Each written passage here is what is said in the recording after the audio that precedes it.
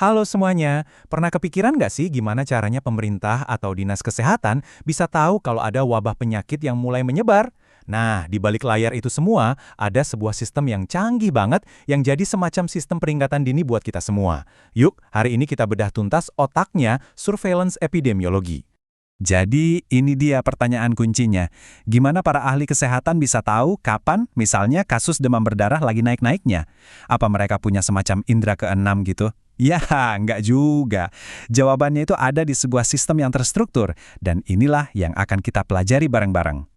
Oke, ini dia peta perjalanan kita untuk beberapa menit ke depan. Kita bakal mulai dari definisinya, lanjut ke cara kerjanya, terus kita bahas kenapa ini penting banget, apa aja kunci biar sistemnya efektif, dan terakhir kita lihat berbagai pendekatannya. Udah siap? Langsung aja kita mulai dari yang pertama.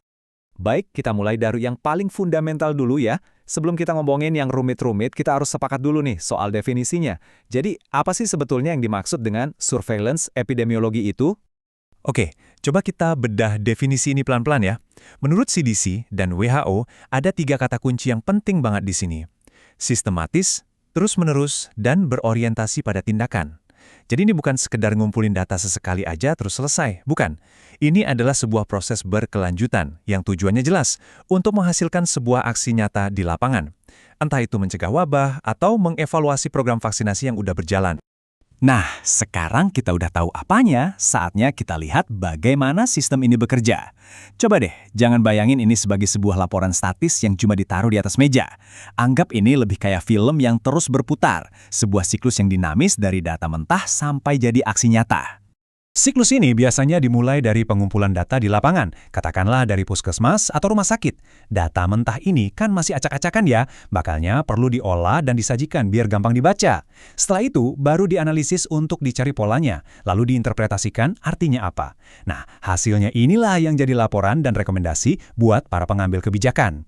Terakhir, berdasarkan rekomendasi itu, tindakan diambil dan hasilnya jadi umpan balik untuk memperbaiki sistemnya lagi ke depan. Gitu terus siklusnya. Nah, soal pengumpulan data, itu ada 2 mode utama.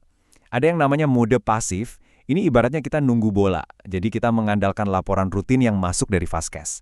Tapi ada juga mode aktif, nah ini kebalikannya, kita jemput bola. Petugas kesehatan sengaja turun ke lapangan buat investigasi, terutama kalau ada penyakit baru yang aneh atau ada lonjakan kasus yang nggak biasa. Seperti yang saya bilang tadi, data mentah itu ibarat ribuan keping puzzle yang berantakan. Nggak ada artinya sampai kita susun jadi satu gambar utuh. Nah, langkah pengolahan dan penyajian data inilah proses menyusun puzzle itu. Biasanya diubah jadi bentuk visual kayak tabel atau grafik, biar pola yang tersembunyi bisa langsung kelihatan. Nah, ini contoh yang bagus banget. Grafik ini nunjukin frekuensi kejadian luar biasa atau KLB. Kita bisa lihat perbandingan jumlah KLB di tahun 2005 dan 2006 dibandingkan dengan rata-rata tahun-tahun sebelumnya. Dengan sekali lihat aja, kita bisa langsung tahu bulan mana yang rawan dan apakah situasinya lagi membaik atau malah memburuk. Contoh lainnya, lihat grafik batang ini. Di sini kita bisa lihat proporsi kasus campak berdasarkan kelompok umur. Visualisasi kayak gini tuh ngebantu banget pihak berwenang buat mengidentifikasi siapa aja sih kelompok yang paling berisiko. Kalau dari data ini misalnya, mereka jadi tahu harus memprioritaskan imunisasi ke kelompok umur yang mana. Sangat praktis. Oke, prosesnya udah mulai kebayang ya. Tapi mungkin ada yang bertanya, buat apa sih semua pekerjaan ini? Kenapa ini penting banget?